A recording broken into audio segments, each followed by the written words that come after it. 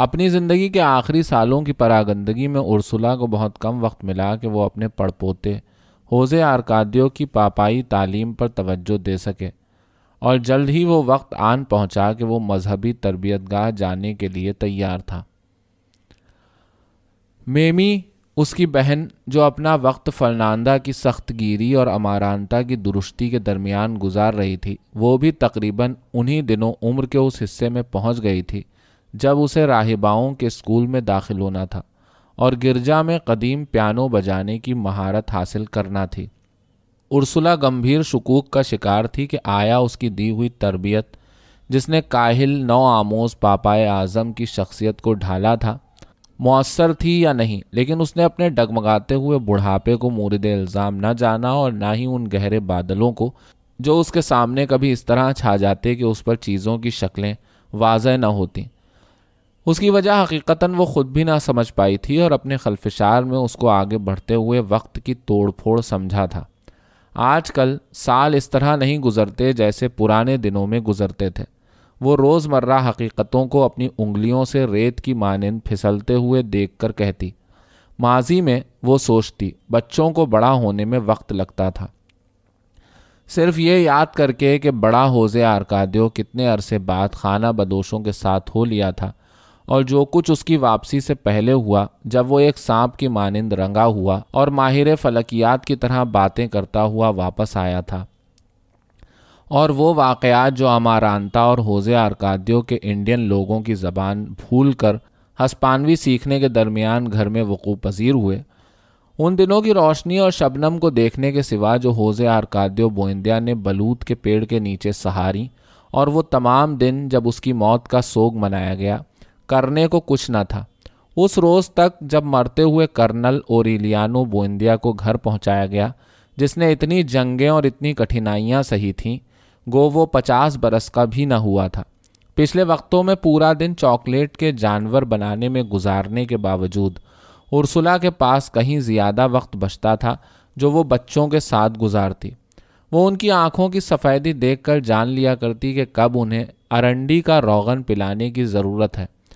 اب جب کہ اس کے پاس کرنے کو کچھ نہ تھا اور وہ ہوزے آرکادیو کو صبح سے شام تک کولہے پہ لٹکائے پھرا کرتی، اس برے وقت نے اسے مجبور کر دیا تھا کہ وہ کاموں کو ادھورا چھوڑ دے۔ سچ یہ تھا کہ ارسلا بوڑھا ہونے کی مزاحمت میں لگ گئی تھی۔ اس وقت جب وہ اپنی عمر تک بھول چکی تھی اور دائیں بائیں لوگوں کو ان کے معاملات میں دخل اندازی کر کے پریشان کرتی اور اجنبیوں کو اپنے سوال سے زچ کیا کرتی کہ آیا کہ وہ جنگ کے بعد سینٹ جوزف کا مجسمہ تو نہیں چھوڑ گئے تھے تاکہ اس کو بارش تک حفاظت سے رکھا جا سکے۔ کسی کو علم نہ ہوا کہ اس کی بینائی کس دن سے زائل ہونا شروع ہوئی۔ بعد کے سالوں میں بھی جب وہ بستر سے نکلنے کے بھی قابل نہ رہی، یوں لگتا تھا کہ وہ پیرانہ سالی سے شکست کھا چکی ہے، لیکن کسی پر یہ انکشاف نہ ہو سکا کہ اس کی بینائی زائل ہو چکی ہے۔ ہوزے آرکادیو کی پیدائش سے پہلے ارسلا کو یہ بات محسوس ہونے لگی تھی۔ شروع میں ارسلا نے سوچا کہ کمزور بینائی ایک وقتی عارضہ ہے اور وہ اس کے علاج کے لیے چوری چھپے ہڈیوں کا گودا کھاتی اور شہد کے قطرے آنکھوں میں ڈالتی رہی، لیکن بہت جلد ہی اسے احساس ہو چلا کہ وہ کبھی نہ چھٹنے والے اندھیرے میں ڈوبتی جا رہی ہے، اور یہاں تک کہ وہ مقام آیا جہاں اسے بجلی کی ایجاد کا واضح تصور بھی ہو نہ پایا، کیونکہ جب پہلی دفعہ بجلی کے بلب جگمگائے تو اسے مدھم سی ٹمٹماہٹ ہی نظر آئی تھی۔ ارسلا نے اپنی جاتی ہوئی بینائی کے بارے میں کسی کو نہ بتایا، کیونکہ پھر سب لوگوں کو اس کے بے مصرف ہونے کا علم ہو جاتا۔ اس نے مرکوز توجہ اور خاموشی کے ساتھ خود کو فاصلوں اور لوگوں کی آوازوں کو پہچاننے کی تربیت دینا جاری رکھا تاکہ وہ اپنی یادداشت کی مدد سے وہ کچھ دیکھنے کے قابل ہو جائے جو آنکھوں میں موتیا کے سائے اسے دیکھنے نہ دیتے۔ بعد میں ارسلا کو سونگھنے کی حس سے غیر متوقع مدد کا راز افشا ہونا تھا، جو سیاہ پرچھائیوں میں حجم اور رنگوں سے کہیں زیادہ قوت کے ساتھ اسے قائل کرنے کی مجاز ثابت ہوئی، اور جس نے بالآخر ارسلا کو شکست تسلیم کرنے کی شرم ساری سے بچائے رکھا۔ اندھیرے کمرے میں وہ سوئی میں دھاگا ڈالنے اور بٹن کے کاج بنانے کے قابل تھی، اور اسے علم ہو جاتا تھا کہ دودھ کب ابلے گا۔ گھر میں ہر شے کے مقام کا اسے اتنا یقین تھا کہ وہ اکثر بھول جاتی کہ وہ اندھی ہو چکی ہے۔ ایک دفعہ فرناندا نے پورے گھر کو الٹ پلٹ کر دیا کیونکہ وہ بھول گئی تھی کہ اس نے اپنی شادی کی انگوٹھی کہاں رکھ چھوڑی ہے، اور ارسلا نے انگوٹھی کو بچوں کی خوابگاہ کے طاقچے پہ رکھا پا لیا۔ سیدھی بات یہ تھی کہ جب تمام لوگ بے فکری کے ساتھ اپنی اپنی سرگرمیوں میں مگن ہوتے، وہ اپنے چاروں حواس کے ساتھ ان پر نظر رکھتی، اور اس طرح کوئی اسے اچانک چونکا نہ پاتا۔ اور کچھ وقت گزرنے کے بعد اس پر انکشاف ہوا کہ خاندان کا ہر فرد بغیر اس بات کا احساس کیے ہر روز ایک ہی راستہ اختیار کرتا ہے، انہی سرگرمیوں میں مصروف ہوتا ہے اور اسی ساعت میں تقریباً ایک جیسے الفاظ دہرا رہا ہوتا ہے۔ صرف جب وہ ان روزمرہ جزیات سے منحرف ہوتے تبھی کسی چیز کے گم کرنے کا احتمال ہوتا۔ لہٰذا جب ارسلا نے سنا کہ فرناندا انگوٹھی کھونے پر پریشان ہے تو اس دن صرف ایک عمل اس نے مختلف کیا تھا، وہ یہ کہ میمی کی خوابگاہ سے گدا نکال کر دھوپ میں رکھا تھا، کیونکہ اس رات میمی کے بستر میں کھٹمل پایا گیا تھا۔ چونکہ بچے کمرے میں دھونی دیتے وقت موجود تھے، ارسلا نے اندازہ لگایا کہ فرناندا کسی ایسی جگہ پر ہی انگوٹھی اتار کر رکھ سکتی تھی جہاں سے بچے اٹھا نہ سکیں، اور ایسی جگہ طاق ہی ہو سکتی تھی۔ دوسری طرف فرناندا روزمرہ کے جانے پہچانے رستوں میں بے فائدہ تلاش میں لگی رہی۔ اسے یہ علم نہ تھا کہ گمشدہ چیزوں کی تلاش میں روزمرہ کے طور طریقے اور عادتیں سب سے زیادہ رکاوٹ ڈالتی ہیں، اور یہی وجہ ہے کہ کھوئی ہوئی چیزوں کو تلاش کرنا اتنا مشکل ہوتا ہے۔ ننھے ہوزے آرکادیو کی تربیت نے ارسلا کی مدد کی کہ وہ اپنے آپ کو گھر میں چھوٹی سے چھوٹی تبدیلیوں سے باخبر رکھنے کی مشقت میں جٹی رہے۔ جب اس نے محسوس کیا کہ امارانتا خوابگاہ میں ولیوں کے مجسموں کے کپڑے بدل رہی ہے تو اس نے ننھے آرکادیو کو رنگوں کے فرق بتانے کا دعویٰ کیا۔ چلو دیکھتے ہیں، ارسلا نے کہا، بتاؤ کہ فرشتہ اعظم رافیل کس رنگ کے کپڑے پہنے ہوئے ہیں۔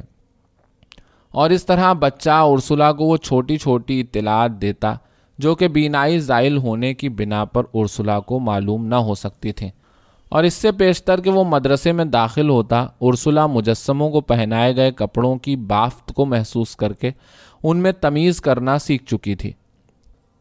پھر بھی کبھی کبھار غیر متوقع حادثات کو پیش آنا ہی ہوتا تھا۔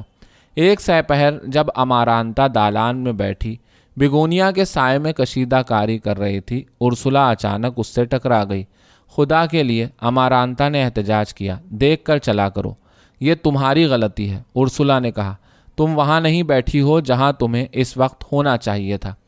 ارسلا کو اس بات کا یقین تھا، لیکن اس دن اسے یہ احساس ہونا شروع ہوا کہ گزرتے سالوں کے ساتھ سورج بھی ناقابل ادراک طور پر اپنا مقام خفیف طریقے سے تبدیل کر رہا ہے، اور وہ لوگ جو دالان میں بیٹھا کرتے تھے انہیں بھی اپنی جگہ تبدیل کرنی پڑی ہے۔ اس دن کے بعد سے ارسلا کو صرف تاریخ کو یاد کرنا ہوتا تاکہ اسے معلوم ہو سکے کہ امارانتا کس مقام پر بیٹھی ہے۔ گو کہ اس کے ہاتھ کا راشا اب نمایاں ہوتا جا رہا تھا اور پاؤں اپنے وزن کے بوجھ سے آہستہ اٹھتے تھے، لیکن اس کا منحنی جسم اتنے سارے مقامات پر اس سے پہلے ایک وقت میں کبھی نہ پایا گیا تھا۔ وہ اب تک اتنی جانفشانی اور مستعدی سے کاموں میں لگی رہتی جتنا کہ اس وقت جب تمام گھرانے کے انتظام کا بوجھ اس کے کاندھوں پر تھا، لیکن ضعیفی کی اس گمبھیر تنہائی کے باوجود اس نے غیر معمولی بصیرت کے ساتھ گھر میں رونما ہونے والے بظاہر عام معاملات میں وہ حقائق پانا شروع کیے جو کہ گزرے دنوں کی مصروفیات کی بنا پر وہ کبھی نہ جان سکی تھی۔ ان دنوں کے آس پاس جب وہ لوگ ہوزے آرکادیو کو مدرسے بھیجنے کی تیاری میں لگے تھے، ارسلا ماکوندو کی بنیاد پڑنے کے بعد سے اب تک کی زندگی کا مفصل خلاصہ بنا چکی تھی اور آباء و اجداد کے بارے میں اپنی رائے حتمی طور پر تبدیل کر چکی تھی۔ اس کو ادراک ہوا کہ کرنل اوریلیانو بوئندیا نے جنگ کی وجہ سے سخت گیر ہو کر اپنے خاندان سے محبت کرنا ترک نہ کیا تھا جیسا کہ وہ پہلے سوچا کرتی تھی، بلکہ کرنل نے کبھی بھی کسی سے محبت کی ہی نہ تھی، حتیٰ کہ اپنی بیوی ریمیڈیوس سے بھی نہیں، اور ان انگنت عورتوں سے بھی نہیں جو ایک شب کے لیے اس کی زندگی میں آتی تھیں، اور اپنے بیٹوں سے تو بالکل نہیں۔ ارسلا کو احساس ہوا کہ کرنل نے کسی آدرش کے حصول کے لیے جنگیں نہیں لڑی تھیں جیسا کہ سب کا خیال تھا، اور نہ ہی تھکن کے مارے اس نے کسی فتح سے روگردانی کی تھی، بلکہ اس نے جنگیں جیتی اور ہاری تھیں تو صرف ایک ہی وجہ سے، خالص اور گناہ انگیز تکبر کی خاطر۔ وہ اس نتیجے پر پہنچی تھی کہ اس کا بیٹا، جس کے لیے اس نے اپنی زندگی تج دی، کسی سے محبت کرنے کی قابلیت ہی نہ رکھتا تھا۔ ایک رات جب ارسلا حاملہ تھی، اس نے محسوس کیا تھا جیسے وہ اس کے پیٹ میں رو رہا ہو، اور وہ اتنی واضح گریہ زاری تھی کہ اس کا شوہر ہوزے آرکادیو بوئندیا جو اس کے بستر پر سو رہا تھا اٹھ بیٹھا، اور یہ سوچ کے خوش ہوا تھا کہ اس کا پیدا ہونے والا بیٹا فنکار ہوگا۔ دوسرے لوگوں کی پیشگوئی تھی کہ وہ ولی ہوگا، دوسری طرف ارسلا کے لیے پیٹ کے اندر اس کا ماتم اس بات کی نشانی تھی کہ بچہ سور کی دم کے ساتھ پیدا ہوگا، اور اس نے خدا سے گڑ گڑا کر دعا مانگی تھی کہ بچہ پیٹ کے اندر ہی موت سے جا ملے۔ لیکن اب بڑھاپے کی تابندگی نے ارسلا کو اس قابل کر دیا تھا، اور اس نے یہ بات کئی دفعہ دہرائی کہ ماؤں کے پیٹ میں بچوں کی آہوزاری اس بات کا اعلان نہیں کہ وہ کوئی فنکارانہ یا الہامی صلاحیت رکھتے ہوں گے، بلکہ یہ اس بات کی صریح نشانی ہے کہ ان کے اندر دوسروں سے محبت کرنے کا جوہر نہیں ہوگا۔ اپنے بیٹے کے پیکر کو نیچا گرانے کے عمل نے ارسلا کے اندر اچانک اس کے لیے درد مندی کے جذبات ابھار دیے۔ امارانتا کو، جس کی سنگدلی نے ارسلا کو خوفزدہ کیا تھا اور جس کی تلخیوں نے اس کے اندر تلخی کو جنم دیا، ارسلا کے فیصلہ کن تجزیے نے سب سے زیادہ نرم مزاج، زود حس اور گداز دل رکھنے والی عورت قرار دیا، اور ابہام سے پاک رحم آمیز ادراک میں ارسلا نے یہ نقطہ پایا کہ جس بے رحمی کا سلوک امارانتا نے پیترو کرسپی سے کیا تھا وہ انتقام کی سفاکانہ خواہش نہ تھی جیسا کہ سب نے گمان کیا، اور نہ ہی اس نے کرنل جرینالدو مارکیز کی زندگی کو اپنی خاموش شہادت سے برباد کیا تھا۔ اس کی وجہ اندرونی تلخیاں نہ تھیں، بلکہ دونوں حرکتیں اس کی بے پناہ محبت اور ناقابل تسخیر بزدلی کے درمیان انتہائی کشمکش کا نتیجہ تھیں، اور یہ اس کے دریدہ دل کا غیر منطقی خوف تھا جس نے آخر میں اس کی روح پر حاوی ہو کر فتح پالی تھی۔ ان دنوں ارسلا نے ریبیکا کا نام لینا شروع کیا، ایک گم گشتہ محبت جس کی یاد کو ندامت کی تاخیر اور تحسین کی عجلت نے توقیر بخشی۔ ارسلا کو محسوس ہوا صرف وہ ریبیکا ہی تھی جس نے اس کا دودھ نہ پیا تھا، بلکہ صرف اس کی زمین کی مٹی اور دیواروں کی خاک چاٹی تھی، وہ جس کی رگوں میں ارسلا کا نہیں بلکہ ان اجنبیوں کا انجانا خون دوڑ رہا تھا جن کی ہڈیاں آج تک قبر میں کھڑکھڑا رہی تھیں۔ صرف ریبیکا ہی تھی، پرجوش دل، تند خور رحم اور بے لگام جرت کی مالک، ان خوبیوں کی حامل جن کی خواہش ارسلا نے اپنی نسل کے لیے کی تھی۔ ریبیکا، وہ دیواروں کو ٹٹولتے ہوئے کہتی، ہم نے تمہارے ساتھ انصاف نہیں کیا۔ گھر میں سب کا خیال تھا کہ ارسلا کا ذہن بھٹک گیا ہے، خاص طور پر ان دنوں جب اس نے اپنا دایاں بازو اٹھا کر جبریل فرشتے کی مانند چلنا شروع کیا۔ فرناندا نے البتہ ارسلا کے بھٹکتے ہوئے سائے میں الہامی حالے کو روشن پایا، کیونکہ ارسلا بغیر کسی ہچکچاہٹ کے بتا سکتی تھی کہ گزشتہ سال گھر کے کس کام میں کتنے پیسے خرچ ہوئے تھے۔ امارانتا کو بھی یہی گمان ہوا۔ ایک دن جب اس کی ماں پتیلے میں ڈوئی سے سوپ ہلا رہی تھی اور اچانک اس نے یہ کہا، بغیر یہ جانے کہ سب لوگ اس کی بات سن رہے ہیں، کہ گیہوں پیسنے کی مشین جو اس نے سب سے پہلے آنے والے خانہ بدوشوں سے خریدی تھی اور جو کہ ننھے ہوزے آرکادیو کے پیدا ہونے سے پہلے غائب ہو گئی تھی، وہ دنیا کے 65 چکر لگا رہی ہے اور اب تک پیلارتر نیرا کے پاس ہے۔ تقریباً 100 سال کی عمر، لیکن صحیح جسمانی حالت میں اور فعال، اپنے بے تحاشا موٹاپے کے باوجود جس سے بچے ڈر جایا کرتے، جس طرح گزرے دنوں میں اس کے قہقہوں سے فاختائیں ڈرا کرتی تھیں۔ پیلارتر نیرا کو اس پر تعجب نہ ہوا کہ ارسلا صحیح کہہ رہی تھی، کیونکہ وہ اپنے تجربے سے یہ کہہ سکتی تھی کہ ایک چوکس بڑھاپا تاش کے پتوں سے کہیں زیادہ درست طریقوں سے ماضی میں گزرے ہوئے واقعات کے بارے میں بتا سکتا ہے۔ بہرحال جب ارسلا کو ادراک ہوا کہ اس کے پاس زیادہ وقت نہیں کہ وہ ہوزے آرکادیو کی تربیت کو مستحکم کر سکے، اس نے اپنے اضطراب سے سمجھوتا کر لیا۔ وہ اپنی آنکھوں سے ان چیزوں کو دیکھنے میں غلطیاں کرنے لگی جو وہ پہلے کہیں زیادہ واضح طور پر اپنی بصیرت و استدلال کے استعمال سے دیکھ لیا کرتی تھی۔ ایک صبح اس نے دوات کی سیاہی بچوں کے سروں پر انڈیل دی، یہ سمجھتے ہوئے کہ اس میں عرق گلاب ہے، اس ضد میں کہ وہ ہر کام میں ہاتھ بٹائے گی۔ اس نے اتنی غلطیاں کی کہ وہ خود اپنی بدمزاجی کی تند ہواؤں سے پریشان ہو گئی۔ وہ کوشش کرتی کہ ان تاریکیوں سے خود کو بچا سکے جو اس کے ارد گرد مکڑی کے جال بن رہے تھے، اور اس وقت اس کے ذہن میں رو پذیر ہوا کہ اس کا بے ڈھنگا پن اس کی پیرانہ سالی اور اندھیروں کی پہلی فتح نہیں، بلکہ وہ فیصلہ ہے جو وقت نے سنایا تھا۔ اس نے سوچا کہ پرانے دنوں میں جب خدا نے ماہ و سال میں وہ دام پنہا نہ کیے تھے جو ترکوں نے 2 سوتی کپڑا ناپنے کے لیے وضع کیے، چیزیں کتنی مختلف ہوا کرتی تھیں۔ اب تو نہ صرف بچے جلد بڑے ہو جاتے ہیں بلکہ ان کے جذبات کی نمو بھی مختلف طور سے ہوتی ہے۔ ابھی ریمیدیوس حسینہ کو روح اور جسم کے ساتھ آسمان میں پرواز کیے ہوئے کچھ دن بھی نہ گزرے تھے کہ فرناندا نے، جسے کسی کے جذبات کا لحاظ نہ تھا، بڑبڑانا شروع کر دیا، کیونکہ اس کی چادریں بھی اڑ گئی تھیں۔ ابھی 17 اوریلیانوؤں کی لاشیں سرد بھی نہ پڑی تھیں کہ اوریلیانو سیگوندو نے گھر میں پھر سے چراغاں شروع کر دیا۔ نشے میں دھت اس کے دوست احباب اکارڈین بجاتے، جام لنڈھاتے اور اپنے جسموں کو شیمپین سے بھگوتے، گویا عیسائیوں کی نہیں کتوں کی موت واقع ہوئی ہو۔ اور ارسلا کو یوں محسوس ہوتا جیسے وہ پاگل خانہ، جس کی خاطر اس نے کتنا درد سہا تھا اور کتنے شیرینی کے جانور بنائے تھے، اس کے مقدر میں بےہودہ کاٹھ کباڑ کے جہنم میں تبدیل ہونا لکھا تھا۔ ان باتوں کو یاد کرتے ہوئے جب وہ حوضے آرکادیو کا سامان صندوق میں رکھ رہی تھی، ارسلا سوچ میں پڑ گئی کہ کیا یہ بہتر نہ ہوتا کہ وہ قبر میں ہمیشہ کے لیے لیٹ جاتی اور وہ سب اسے مٹی سے ڈھانپ دیتے۔ اور اس نے خدا سے نڈر ہو کر سوال کیا کہ کیا وہ سمجھتا ہے کہ انسان لوہے کے بنے ہوئے ہیں کہ وہ اتنی مشکلات، اتنی ذلت و شرم برداشت کر سکیں؟ یہ سوال بار بار اٹھا کر ارسلا اپنی ہی ذہنی پراگندگی کو ہوا دیتی اور نہ دبنے والی خواہش محسوس کرتی کہ سب کچھ چھوڑ چھاڑ کسی بدیشی کی مانند کہیں اور نکل جائے اور خود کو بالآخر بغاوت کا ایک لمحہ دے، وہ لمحہ جس کی اس نے کئی دفعہ شدت سے آرزو کی تھی اور ہر دفعہ اسے مؤخر کیا تھا، اپنی قناعت اور تسلیم و رضا کو گلے سے اتار کر، ہر شے پر ہمیشہ کے لیے لعنت بھیج کر، اپنے دل کی گہرائیوں سے گندے الفاظ اور لعن طعن کی بوریاں نکال پھینکے جو وہ 100 سال کی تقلید سے مجبور ہو کر نگلتی رہی تھی۔ بکواس! ارسلا غصے سے چلائی۔ امارانتا نے، جو صندوق میں کپڑے رکھنے جا رہی تھی، سوچا کہ شاید ارسلا کو بچھو نے کاٹ لیا ہے۔ کہاں ہے؟ اس نے تشویش سے پوچھا۔ کیا؟ کیڑا، امارانتا نے کہا۔ یہاں۔ ارسلا نے اپنے دل پہ انگلی رکھی۔ جمعرات کے روز دوپہر کے 2 بجے حوضے آرکادیو مدرسے کے لیے روانہ ہوا۔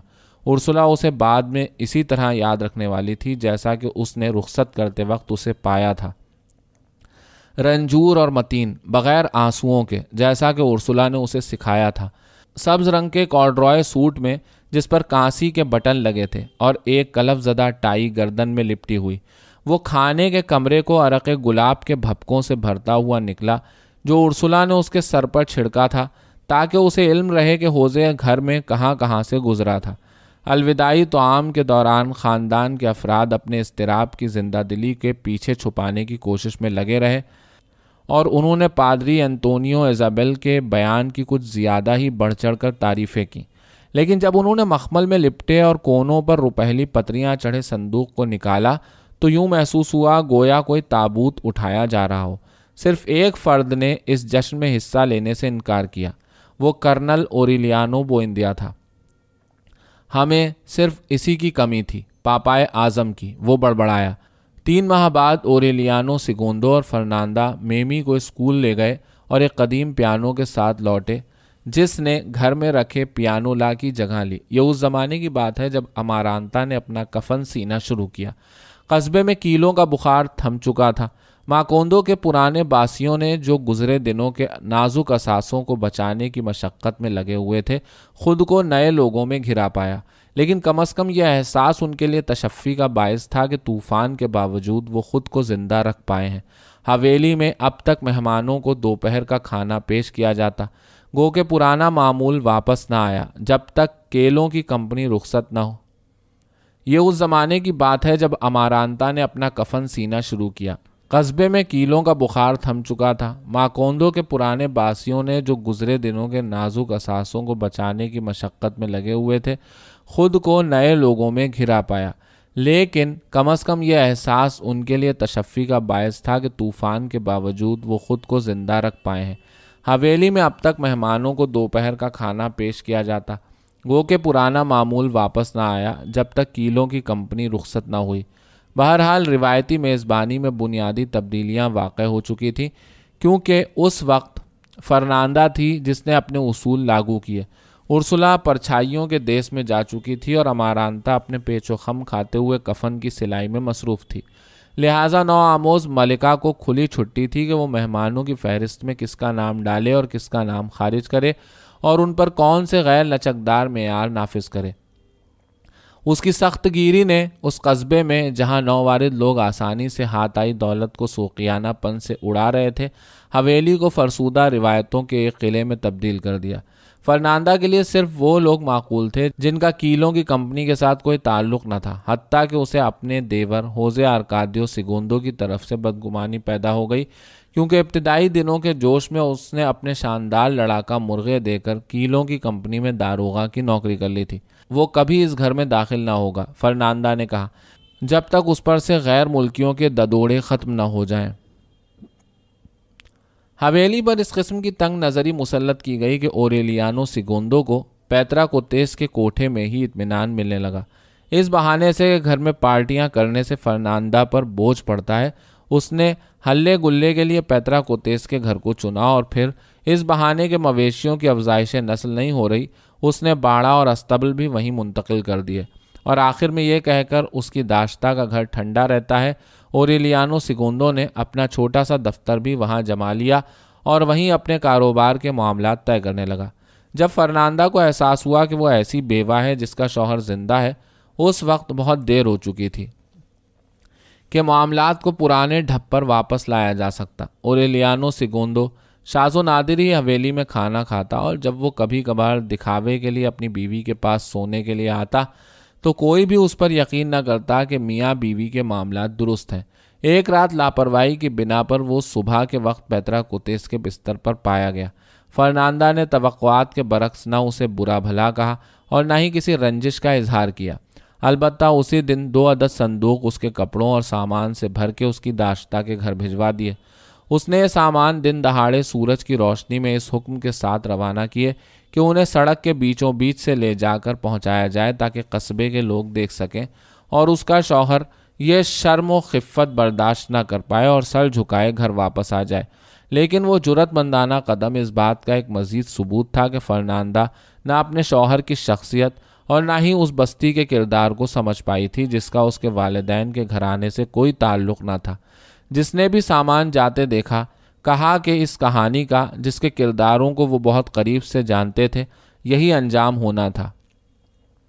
اوریلیانو سیگوندو نے 3 دن تک اپنی آزادی کا جشن منایا۔ اس کی بیوی، جو اب ایک حزن انگیز پختگی سے گزر رہی تھی، اپنے بجھے دراز دامن ملبوسات، پرانے فیشن کے میڈل اور اس افتخار کے ساتھ جو اسے زیب نہ دیتا تھا، داشتہ کے مقابلے میں نقصان ہی میں رہی، جبکہ داشتہ پر جو ریشم کے گہرے شوخ رنگوں کے لبادوں میں ملبوس اور جس کی آنکھیں فتح کی درخشانی سے چمکتی ہوئی کاجل کی گہری لکیروں سے لبریز تھیں، دوسری جوانی پھٹی پڑ رہی تھی۔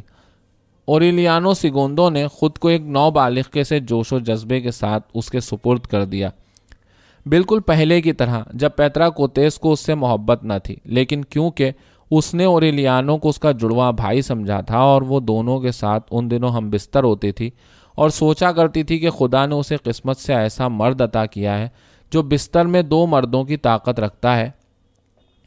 اس محبت کی تجدید اتنی شدید اور فوری تھی کہ کئی دفعہ ایسا ہوا کہ جب وہ دونوں کھانا شروع کرنے والے ہوتے اور ایک دوسرے کی آنکھوں میں دیکھتے تو بغیر کچھ کہے کھانے کو ڈھک کر خوابگاہ میں چلے جاتے، بھوک اور شہوت کی طلب سے بیک وقت مرتے ہوئے۔ فرانسیسی عورتوں کے کوٹھے کی چوری چھپے ملاقاتوں سے متاثر ہو کر اوریلیانو سیگوندو نے چھتر سے ڈھکا مخملی پردوں سے سجا کشادہ پلنگ پیتراکوتیس کو دیا اور چھت اور دیواروں کو آئینوں سے مزین کیا۔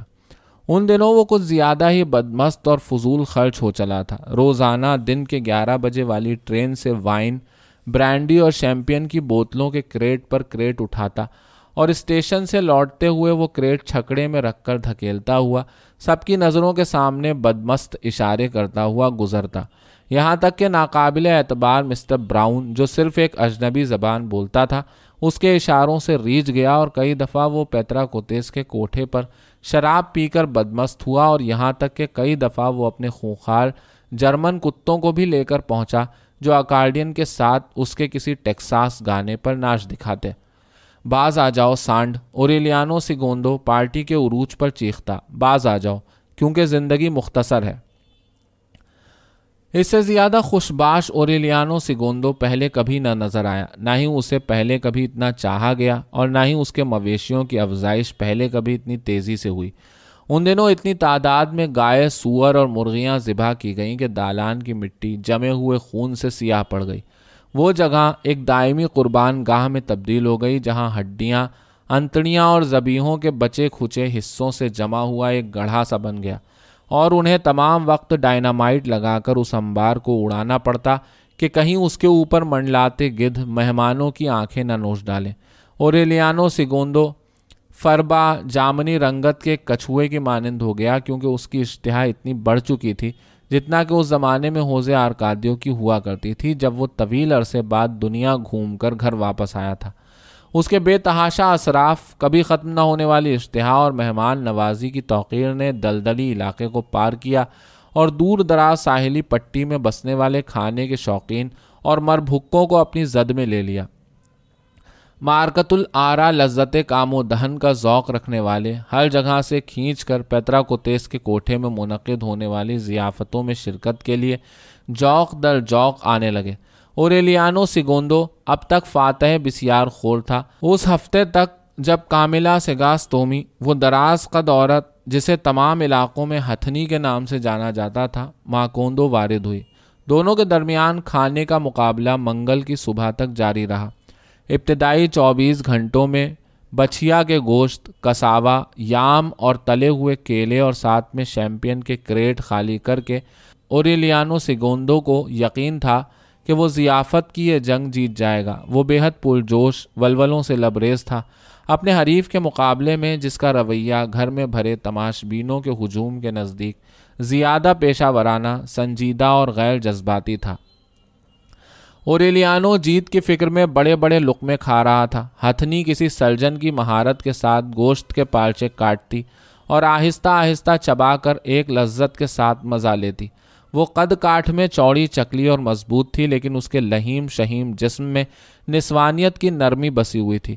اس کا چہرہ اتنا خوبصورت تھا، ہاتھ اتنے نفیس اور دلکش، اور شخصیت میں اتنا حسن اور وقار تھا کہ جب وہ گھر میں داخل ہوئی، اوریلیانو نے آہستہ سے فقرہ کسا کہ وہ یہ ٹورنامنٹ کھانے کی میز کے بجائے بستر پہ ترجیح دیتا۔ بعد میں جب اس نے کامیلا سیگاستومی کو گوشت کا ایک بڑا ٹکڑا نفیس طریقے سے کھاتے دیکھا تو اس نے سنجیدگی سے رائے کا اظہار کیا کہ وہ مسحور کن سونڈ دار ہتھنی ایک خاص وضع کی آئیڈیل عورت تھی۔ وہ غلطی پر نہ تھا، ہڈیاں کچلنے والی، خطاب کی کوئی بنیاد نہ تھی۔ کامیلا سیگاستومی نہ تو گوشت روندنے والی تھی اور نہ ہی کسی سرکس کی دڑھیل عورت تھی۔ وہ ایک کمیونٹی اسکول کی ڈائریکٹر تھی اور اس نے کھانے کے آداب ایک غیرت دار گھرانے کی ماں بننے سے پہلے سیکھ لیے تھے، اور جو اپنے بچوں کو بہتر اور غذائیت سے بھرپور خوراک دینے کے طور طریقے دریافت کر رہی تھی تاکہ بچوں کی اشتہا کو مصنوعی طریقوں سے تحریک ملنے کے بجائے ان کو غذا سے روحانی سکون ملے۔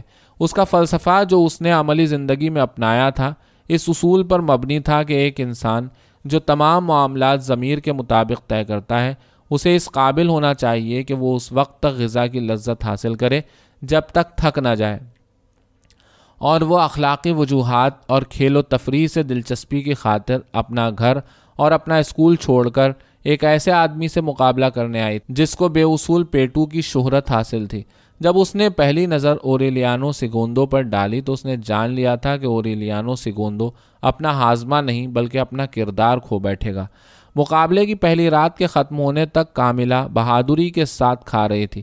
اوریلیانو سیگوندو خود کو قہقہوں اور باتوں سے تھکائے ڈال رہا تھا۔ وہ 4 گھنٹے سوئے۔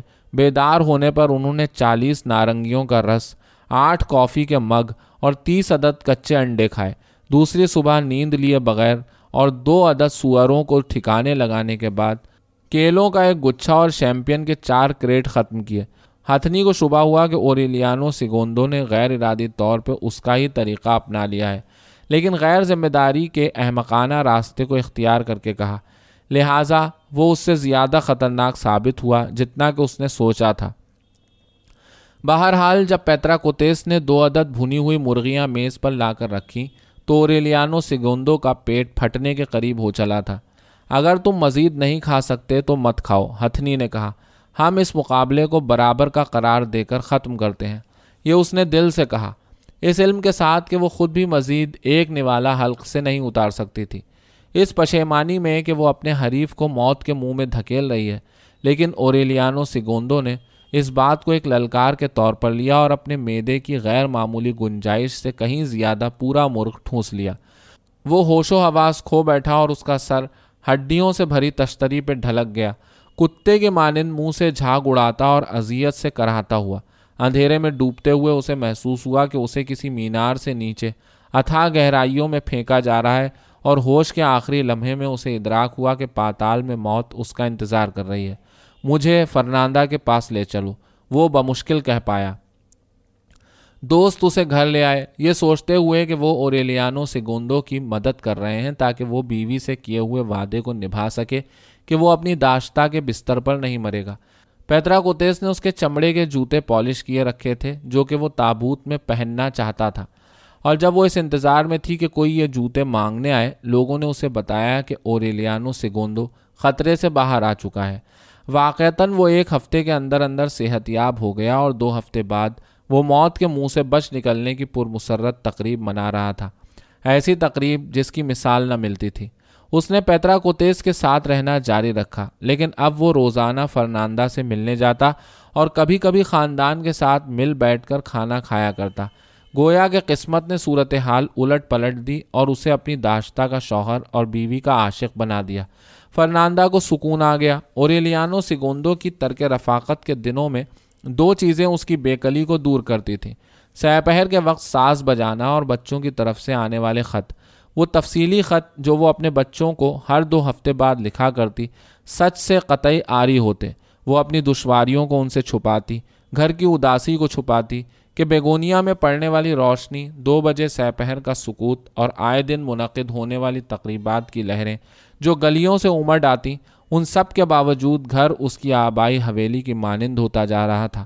فرناندا 3 جاندار سایوں اور ہوزے آرکادیو بوئندیا کی مردہ پرچھائی کے درمیان اکیلی بھٹکا کرتی، جو دیوان خانے کی مدھم روشنی میں اس وقت تجسس اور مستعدی سے اس کے پاس آ بیٹھتا جب وہ ساز بجاتی۔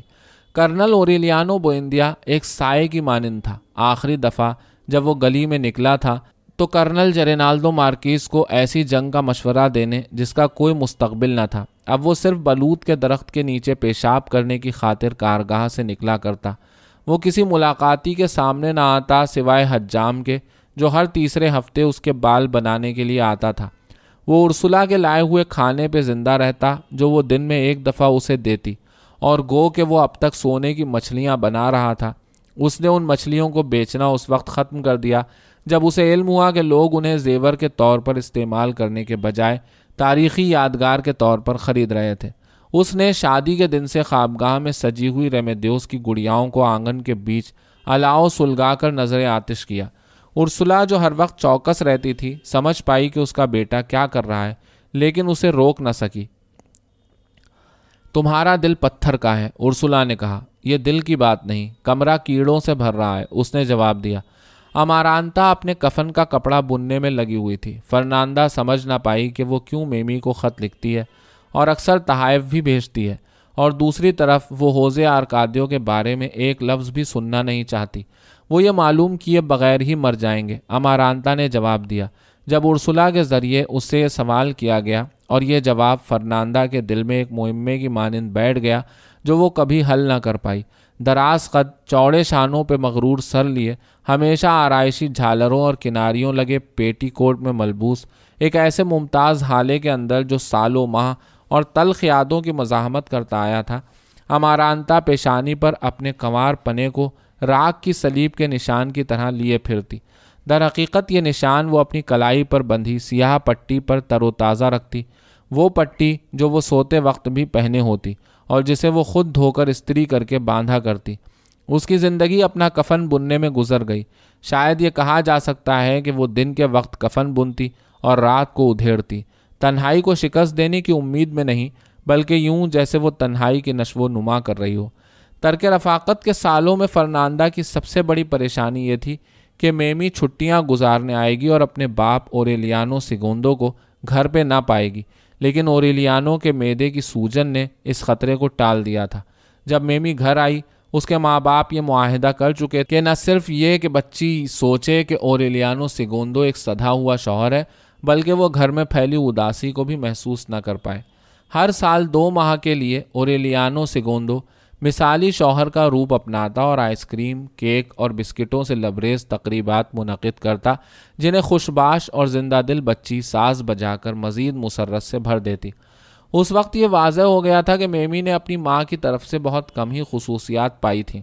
میمی امارانتا کا وہ روپ نظر آتی جب تلخیوں سے اس کا سامنا نہ ہوا تھا، اور وہ 12 یا 14 سال کی عمر سے رقص کے ذریعے گھر کو جگائے رکھتی تھی۔ پیترو کرسپی کے خفیہ عشق میں گرفتار ہونے سے پہلے، وہ عشق جس نے اس کے دل کو یکدم مخالف سمت میں پہنچا دیا، لیکن امارانتا کے برخلاف میمی میں اب تک بوئندیا خاندان کے مقدر میں لکھی تنہائی کی جھلکیاں نہ دکھائی دیتی تھیں۔ وہ دنیا سے بالکل ہم آہنگ تھی، اس وقت بھی جب وہ دیوان خانے میں سحپہر 2 بجے اٹل نظم و ضبط کے ساتھ ساز بجانا سیکھتی۔ یہ واضح تھا کہ اسے گھر اچھا لگتا تھا، اور یہ کہ تمام سال وہ نوجوانوں کی اس گہما گہمی کے خواب دیکھا کرتی جو اس سے ملنے گھر آتے، اور یہ کہ وہ مسرت انگیز شغل اور حد سے زیادہ مہمان نوازی میں اپنے باپ سے کم نہ تھی۔ اس تکلیف دہ موروثی عادت کا انکشاف تیسری چھٹیوں میں ہوا، جب میمی 4 راہباؤں اور 68 ہم جماعت لڑکیوں کے ساتھ گھر میں وارد ہوئی، جن کو ہفتے بھر کے لیے اس نے خود ہی بغیر کسی کو اطلاع دیے گھر میں رہنے کی دعوت دی تھی۔ او خدایا، کیا مصیبت ہے! فرناندا نے واویلا کیا۔ یہ بچی اپنے باپ کی طرح جنگلی ہے۔ یہ ضروری ہو گیا کہ پڑوسیوں سے بستر اور جھولنیاں مانگی جائیں، کھانے کی میز 9 دفعہ لگائی جائے، غسل کے لیے اوقات مقرر کیے جائیں اور 40 عدد مونڈھے ادھار مانگے جائیں تاکہ مردانہ بٹن لگے نیلے یونیفارم میں ملبوس لڑکیاں تمام دن ایک جگہ سے دوسری جگہ بھاگتی نہ پھریں۔ یہ ایک ناکام قیام تھا، کیونکہ غل مچاتی اسکول کی بچیاں بمشکل ناشتہ کر پاتیں کہ انہیں دوپہر کے کھانے کے لیے قطار لگانی پڑتی، اور پھر رات کے کھانے کے لیے، اور اس تمام ہفتے میں وہ صرف ایک دن ہی کھیتوں کی سیر کر سکیں۔ رات کے وقت راہبائیں تھکن سے چور ہلنے کے قابل نہ رہتیں اور مزید کوئی حکم نہ دے پاتیں، جبکہ چاق و چوبند بچیاں آنگن میں اسکول میں سکھائے گئے نغمے بے سری آواز میں گایا کرتیں۔ ایک دن انہوں نے ارسلا کو تقریباً کچل ہی ڈالا، جو کوشش میں تھی کہ ان کے کام آ سکے، لیکن وہ ان کے رستے میں آ جاتی تھی۔ ایک اور دن لڑکیاں کچھ زیادہ ہی مشتعل ہو گئیں، کیونکہ پیڑ کے نیچے لڑکیوں کی موجودگی سے بے خبر کرنل اوریلیانو بوئندیا نے پیشاب کیا تھا۔ امارانتا ایک مرتبہ بوکھلا گئی، کیونکہ ایک راہبہ باورچی خانے میں آئی جب امارانتا سوپ میں نمک ڈال رہی تھی، اور راہبہ نے پوچھا کہ وہ سفید صفوف کیا ہے۔ سنکھیا، امارانتا نے جواب دیا۔ جس رات طالبات اور راہبائیں آئی تھیں، سونے سے پہلے غسل خانہ استعمال کرنے کے لیے قطاریں لگی رہیں، اور یہ سلسلہ 1 بجے کے بعد اختتام پذیر ہوا۔ فرناندا نے 72 پیشاب دان خریدے، لیکن اس سے مسئلہ رات کے بجائے دن میں منتقل ہو گیا، کیونکہ صبح کے وقت ہر لڑکی پیشاب دان دھونے کے لیے غسل خانے کے باہر کھڑی ہوتی۔ گو کہ چند طالبات بخار میں مبتلا ہوئیں اور کچھ کو مچھروں نے کاٹ کر بے حال کیا، لیکن زیادہ تر لڑکیوں نے اٹوٹ مزاحمت دکھائی۔ پریشان کن حالات میں اور شدید گرمی کے وقت بھی وہ باغ میں بھاگتی پھرتیں۔ بالآخر جب وہ رخصت ہوئیں، پھول پودے کچلے جا چکے تھے، فرنیچر ٹوٹ پھوٹ گیا تھا، اور دیواریں خاکوں اور تحریروں سے بھر چکی تھیں، لیکن فرناندا نے ان تمام نقصانات پر انہیں معاف کیا، کیونکہ ان کے جانے سے اسے سکون آ گیا تھا۔ اس نے ادھار لیے ہوئے بستر پڑوسیوں کو واپس کیے اور 72 پیشاب دان ملکیہ دیس کے کمرے میں رکھوا دیے، وہ مقفل کمرہ جس کے گرد کسی زمانے میں گھر کی زندگی گردش کیا کرتی تھی، اس کے بعد سے پیشاب دانوں کا کمرہ کہلایا جانے لگا۔ کرنل اوریلیانو بوئندیا کے لیے یہ نام بے حد مناسب تھا، کیونکہ جہاں خاندان کے تمام لوگ اب تک تحیر میں تھے کہ ملکیہ دیس کے کمرے میں گرد اور دھول کیوں نہیں جمع ہوتی، وہ کمرہ اب واقعتاً ایک کباڑ خانے میں تبدیل ہو گیا۔ خیر، کرنل کو کوئی فرق نہ پڑتا تھا کہ کمرے کے بارے میں کس کی رائے درست تھی، اور اسے کمرے کی تقدیر کا علم ایسے ہوا کہ فرناندا اس کے کام میں مخل ہوتے ہوئے پیشاب دان اٹھائے کئی بار اس کی کارگاہ کے قریب سے گزری۔ ان دنوں ہوزے آرکادیو سیگوندو گھر میں دوبارہ نمودار ہوا۔ وہ راہداری سے گزرتے ہوئے بغیر کسی سے سلام دعا کیے اندر آیا اور خود کارگاہ کے اندر کرنل سے بات کرنے کے لیے بند ہو گیا۔ گو کہ ارسلا اسے دیکھ نہ سکتی تھی، لیکن اس کے جوتوں کی کھٹکھٹ سے اسے پہچان گئی۔ وہ اس ناقابل عبور فاصلے پر حیران تھی جو ہوزے آرکادیو سیگوندو اور خاندان کے باقی افراد کے درمیان حائل تھا، یہاں تک کہ اس کے اور اس کے جڑواں بھائی کے درمیان تک، جس کے ساتھ اس نے بچپن میں الجھاوے کا ایک اختراعی کھیل کھیلا تھا اور جس کے ساتھ وہ اب کوئی عادت یا خصوصیت مشترک نہ رکھتا تھا۔ دبلا پتلا، لمبا، خاموش طبع، مغموم کیفیت میں ڈوبا، کسی مشرقی بدو کی اداسی اور چہرے پہ خزاں کی ماتمی چمک لیے ہوئے، وہی تھا جو اپنی ماں سانتا صوفیا دی لاپائداد سے مشابہت رکھتا تھا۔ ارسلا اسے بھول جانے پر خود کو ملامت کرتی جب وہ خاندان کے افراد کا تذکرہ کرتی تھی، اور جب اسے احساس ہوا کہ وہ گھر میں دوبارہ آیا ہے اور کرنل نے اسے اپنی کارگاہ میں کام کے اوقات کے دوران اندر آنے کی اجازت دی ہے، تو اس نے پرانی یادوں کو ٹٹولا اور اس یقین کی تصدیق کی کہ بچپن میں کسی وقت اس نے اپنے جڑواں بھائی کی شخصیت کو اپنا لیا تھا، اور یہ کہ اسے اوریلیانو کا نام اپنانا چاہیے تھا، نہ کہ دوسرے کو۔ کسی کو اس کی زندگی کے بارے میں کچھ معلوم نہ تھا۔ ایک وقت یہ انکشاف ہوا کہ اس کا کوئی مستقل ٹھکانہ نہ تھا، اور یہ کہ وہ لڑاکا مرغوں کی افزائش نسل پیلار تر نیرا کے گھر کرتا، اور یہ کہ کبھی کبھار وہ سونے کے لیے وہیں ٹھہر جاتا، لیکن زیادہ تر وہ فرانسیسی عورتوں کے قہبہ خانوں میں سویا کرتا۔ وہ ادھر ادھر بھٹکتا پھرتا، اس کا کسی سے کوئی ناتا نہ تھا، نہ زندگی میں آگے بڑھنے کی امنگ۔ ارسلا کے سیاروی نظام میں بھٹکتا ستارہ۔ در حقیقت ہوزے آرکادیو سیگوندو اس خاندان کا فرد نہ تھا، نہ ہی وہ کسی اور خاندان کا فرد ہو سکتا تھا۔ اس دھندلی صبح کے بعد جب کرنل جرینالدو مارکیز اسے فوجی بیرکوں میں لے گیا تھا، اس لیے نہیں کہ وہ کسی کو سزائے موت پاتے ہوئے دیکھے، بلکہ اس لیے کہ وہ اس شخص کے چہرے پہ اداس اور تضحیک آمیز مسکراہٹ کو زندگی بھر نہ بھول پائے جس کو گولی ماری جا رہی تھی۔ وہ یاد نہ صرف اس کی سب سے پرانی یاد تھی، بلکہ اس کے بچپن کی وہی اکیلی یاد تھی جو باقی بچی تھی۔ دوسری یاد اس بوڑھے آدمی کی تھی جو ایک پرانی وضع کی واسکٹ اور کوے کے پروں کی مانند ہیٹ پہنا کرتا تھا اور اسے حیرت انگیز باتیں آنکھیں خیرہ کرنے والے نقش و نگار کے ساتھ بتایا کرتا۔ اس یاد کو وہ کسی زمانے سے جوڑ نہ پاتا۔ وہ ایک غیر یقینی سی یاد تھی، بغیر کسی سیاق و سباق کے، ماضی کی چاہ کے بغیر، سزائے موت پاتے ہوئے اس شخص کی یاد سے بالکل مخالف یاد جس نے اس کی زندگی کی سمت متعین کی تھی، وہ جو اس کے ذہن میں گزرتے ہوئے وقت کے ساتھ صاف اور شفاف تر ہوتی جا رہی تھی۔ ارسلا نے کوشش کی کہ ہوزے آرکادیو سیگوندو کے توسط سے کرنل اوریلیانو بوئندیا کی خود اسیری کو ختم کر سکے۔ اسے سنیما دکھانے لے جاؤ، اگر اسے فلم اچھی نہ بھی لگے، کم از کم تازہ ہوا تو ملے گی، وہ کہتی، لیکن یہ سمجھنے میں ارسلا کو زیادہ وقت نہ لگا کہ ہوزے آرکادیو سیگوندو اس کی التجاؤں سے اتنا ہی بے حس ہے جتنا کہ کرنل، اور یہ کہ وہ دونوں زراب اختر پہنے ہوئے ہیں جس کے پار کسی کی محبت گزر نہیں پا سکتی۔ گو کہ اسے کبھی نہ معلوم ہوا اور نہ کسی اور کو کہ وہ دونوں گھنٹوں کارگاہ میں بند کیا باتیں کرتے تھے۔ ارسلا سمجھ گئی کہ صرف وہی دونوں اس خاندان کے ایسے فرد ہیں جن کے درمیان کوئی مناسبت پائی جاتی ہے۔ سچ تو یہ تھا کہ ہوزے آرکادیو سیگوندو بھی کرنل اوریلیانو بوئندیا کو اس قید تنہائی سے نکال نہ سکتا تھا۔ اسکول کی بچیوں کی الغار نے اس کے صبر و برداشت کو متاثر کیا تھا، اس بہانے سے کہ اس کی عروسی خوابگاہ میں دیمکوں اور کیڑوں نے گھر بنا لیا ہے۔ گو کہ کمرہ ریمیڈیوس کی اشتہا انگیز گڑیاؤں کو نکال کر صاف کیا گیا تھا۔ کرنل نے کارگاہ میں جھولنی لٹکائی تھی اور صرف حاجات سے فارغ ہونے کے لیے وہ جھولنی سے نکل کر آنگن میں آتا۔ ارسلا کبھی اس قابل نہ ہوئی کہ کسی بے معنی گفتگو سے ہی کرنل کو متوجہ کر پاتی۔ وہ جانتی تھی کہ کرنل کھانے پر نظر ڈالے بغیر تشتری کو کام کرنے کی بینچ کے کنارے رکھ دیتا تاکہ مچھلی کو مکمل کر سکے، اور اسے کوئی فرق نہ پڑتا کہ گوشت پڑے پڑے ٹھنڈا اور سوپ بے ذائقہ ہو جائے۔ جب سے کرنل جرینالدو مارکیز نے اس کے ساتھ مل کر فرسودہ جنگ میں دوبارہ آگ ڈالنے کی کوشش سے انکار کیا تھا، کرنل بوئندیا کا خول سخت سے سخت تر ہو گیا تھا۔ اس نے خود کو اپنے اندر قید کر لیا اور بالآخر خاندان کے ہر فرد کو یہ گمان ہونے لگا کہ گویا وہ مر چکا ہو۔ اس کے اندر کوئی انسانی رد عمل نہ دیکھا گیا، حتیٰ کہ 11 اکتوبر کو وہ گلی میں کھلنے والے دروازے پر سرکس کی پریڈ دیکھنے گیا۔ کرنل اوریلیانو بوئندیا کے لیے وہ دن گزرنے والے تمام پچھلے سالوں کی مانند تھا۔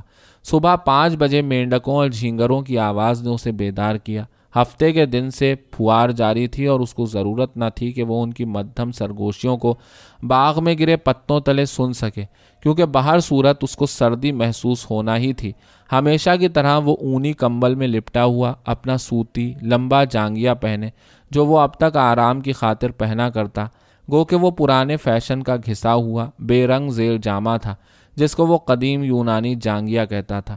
اس کے اوپر اس نے چست پینٹ پہنی لیکن بٹن نہ لگائے، اور نہ ہی اس نے سونے کے بٹن قمیص کے کالر میں لگائے جیسا کہ وہ ہمیشہ کرتا آیا تھا، کیونکہ اس نے سوچا تھا کہ وہ نہائے گا۔ اور پھر اس نے کمبل کو اپنے سر پر قبا دار ابا کی مانند اوڑھ لیا، اپنی گیلی مونچھوں کو انگلیوں سے صاف کیا اور آنگن میں پیشاب کرنے کے لیے آیا۔ سورج نکلنے میں ابھی اتنا وقت باقی تھا کہ ہوزے آرکادیو بوئندیا پام کے پتوں کے سائے تلے جو بارش سے سڑ چکے تھے اب تک اونگ رہا تھا۔ ہوزے آرکادیو بوئندیا نے اسے نہیں دیکھا، جیسا کہ اس نے کبھی نہ دیکھا تھا، اور نہ ہی اس نے وہ ناقابل فہم جملہ سنا جو اس کے باپ نے اسے مخاطب کر کے کہا جب وہ پیشاب کی دھار سے چونک کر اٹھا جو اس کے جوتوں کو آلودہ کر رہی تھی۔ کرنل نے غسل کو بعد کے لیے اٹھا رکھا، سردی اور نمی کی وجہ سے نہیں بلکہ اکتوبر کی بے رحم کوہر کی بنا پر۔ ورک شاپ واپس آتے وقت اسے سانتا صوفیہ دی لاپائیداد کی بتی کی مہک آئی جس سے وہ چولہا جلایا کرتی تھی، اور اس نے باورچی خانے میں کافی ابلنے کا انتظار کیا تاکہ وہ شکر کے بغیر مگ بھر کر لے جا سکے۔ سانتا صوفیہ دی لاپائیداد نے پوچھا، جیسا کہ وہ ہر صبح پوچھتی تھی کہ آج کون سا دن ہے، اور کرنل نے جواب دیا، منگل 11 اکتوبر۔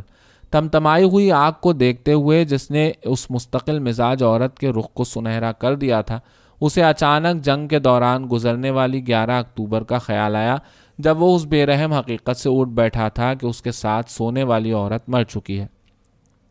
وہ واقعتاً مر چکی تھی، اور کرنل اس تاریخ کو کبھی نہ بھول سکا تھا کیونکہ اس نے 1 گھنٹے قبل ہی اس سے پوچھا تھا آج کون سا دن ہے۔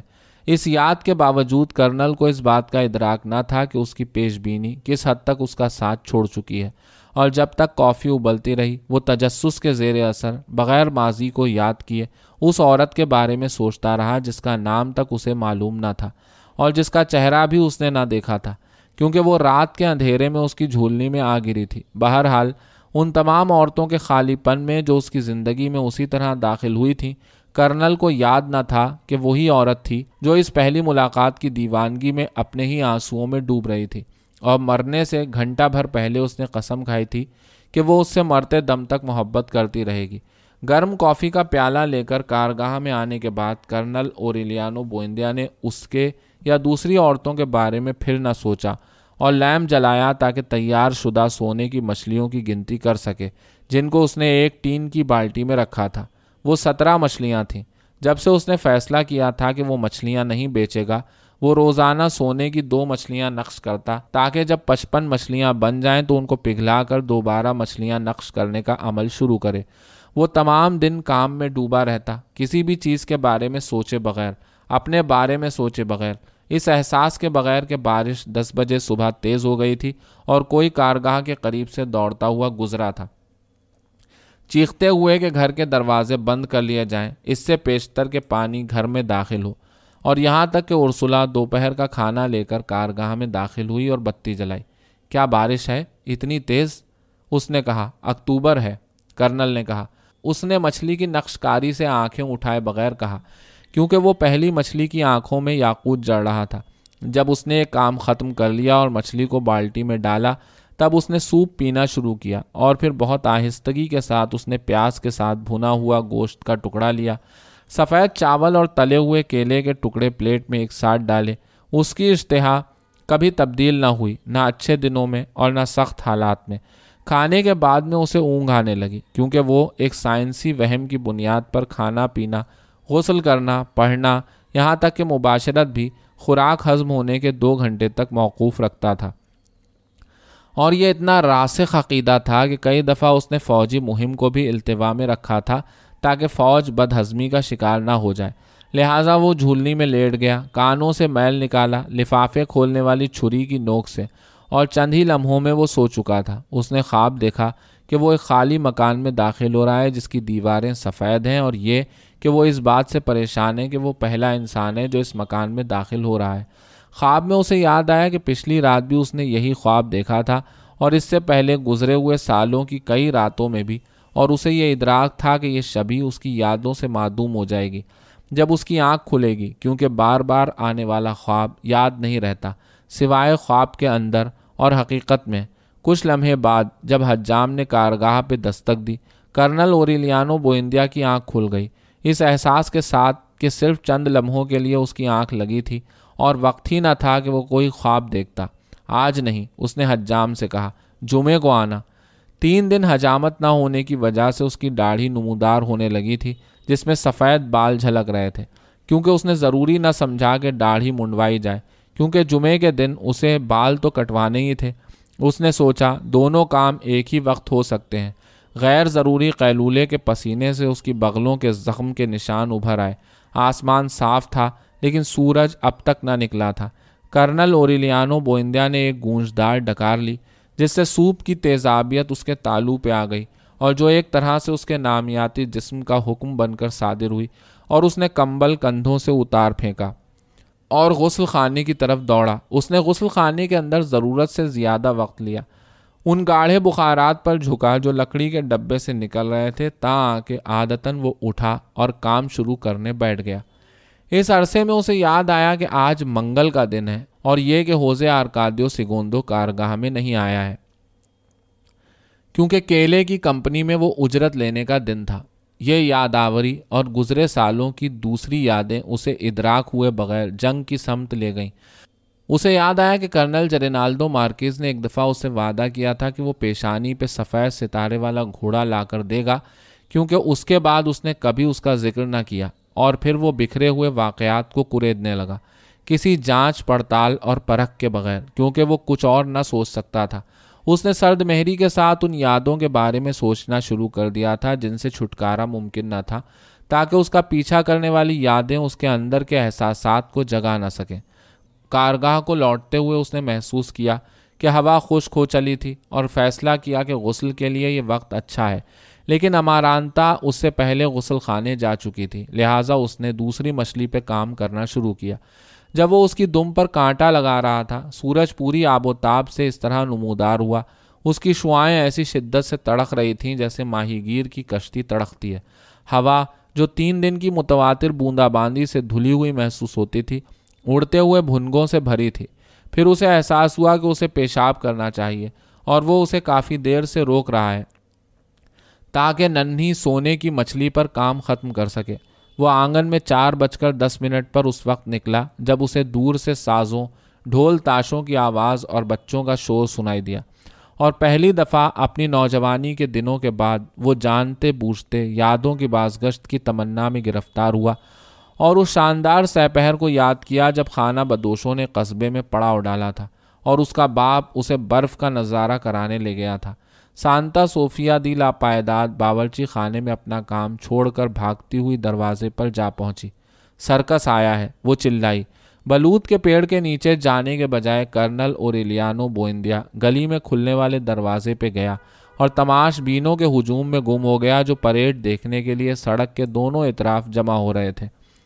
اس نے ہاتھی کے سر پر بیٹھی ایک عورت کو دیکھا جو سونے کا لباس پہنے تھی۔ اس نے ایک اداس صورت کوہان والا اونٹ دیکھا۔ اس نے ایک بھالو کو ولندیزی لڑکی کا لباس پہنے دیکھا جو ایک چمچے سے پیالہ بجا رہا تھا۔